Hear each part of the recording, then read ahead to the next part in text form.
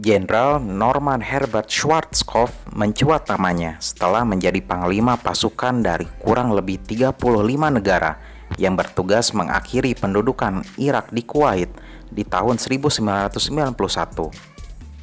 Seperti apakah kisah sang beruang ini? Simak terus. Sumber referensi video ini berasal dari majalah Defender edisi nomor 65 tahun 2013, serta buku 100 peperangan yang berpengaruh dalam sejarah dunia, terbitan penerbit Harisma tahun 2007.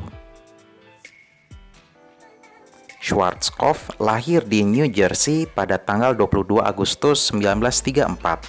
Ayahnya, Herbert Norman Schwarzkopf Senior, merupakan seorang polisi dan terlibat dalam operasi Ajax yang membawa Shah Reza Pahlavi menguasai Iran. Ia juga banyak berpengalaman di medan Vietnam.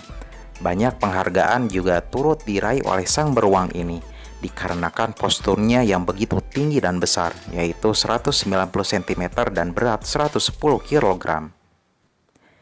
Karirnya terus menanjak hingga pernah menjabat sebagai komandan di Central Command atau CENTCOM yang menaungi wilayah Timur Tengah. Hingga ia didapuk menjadi panglima seluruh pasukan koalisi saat operasi Perisai Gurun yang akhirnya berlanjut menjadi operasi Badai Gurun atau Desert Storm.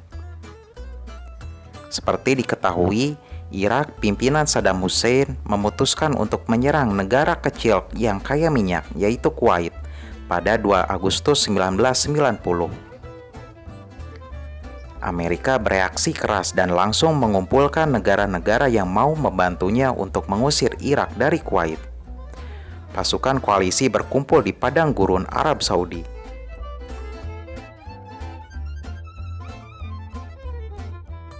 Pada puncaknya, jumlah pasukan internasional yang dipimpinnya tersebut berjumlah hampir 1 juta orang dan berasal dari 35 negara. Sejumlah upaya negosiasi gagal, dan karena tenggat waktu hingga 15 Januari 1991 tetap diabaikan oleh Saddam, keesokan harinya operasi Badai Gurun pun dimulai. Kota-kota Irak termasuk Baghdad dibombardir habis-habisan dan sangat intensif dengan menggunakan bom pintar yang secara spesifik hanya menyasar target militer. Serangan darat baru dimulai pada 24 Februari. Schwarzkopf dan pasukannya hanya butuh waktu 4 hari saja atau sekitar 100 jam untuk mengusir pasukan Irak dari Kuwait.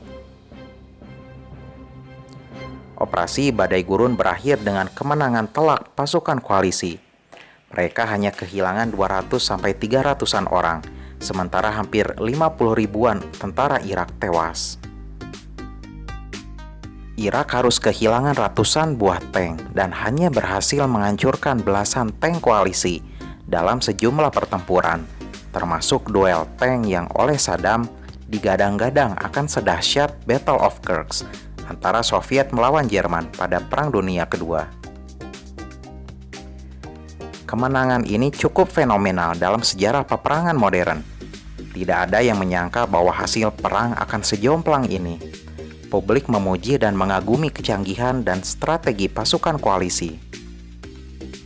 Meskipun tetap saja ada pihak yang kecewa dengan realita bahwa setelah perang berakhir dengan kemenangan telak sekutu, Saddam ternyata tetap dibiarkan berkuasa di Irak. Selama operasi Badai Gurun di Perang Teluk pertama ini, Schwarzkopf memanfaatkan konferensi pers untuk menekan pemimpin Irak, yaitu Saddam Hussein.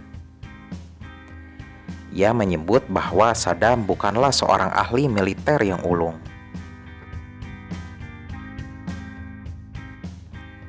Selain itu, ia selalu terlihat bersemangat dan menerapkan strategi yang agresif. Tak heran bila setelah perang, publik menjulukinya Stormy Norman atau Norman Sang Penggempur. Pasca perang, ia menjadi pahlawan nasional dan namanya meroket di panggung politik Amerika.